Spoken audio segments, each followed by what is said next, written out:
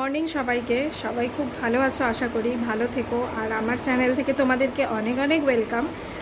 এই শ্রাবণ মাসে কেউ কিন্তু কোনো জীব হত্যা খেও না, কারণ হচ্ছে এটা কিন্তু ভোলে বাবার মাস।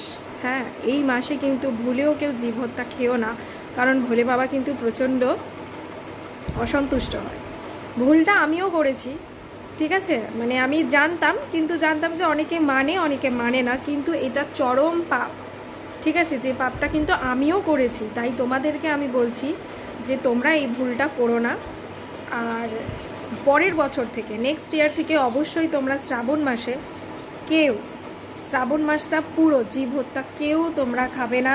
সবাই নিরামিষ আহার করবে, নিরামিষের মধ্যে পেঁয়াজ আদা রসুন ওগুলো চলবে, কিন্তু কোনো জীব হত্যা চলবে না, যেমন ডিম মাছ মাংস।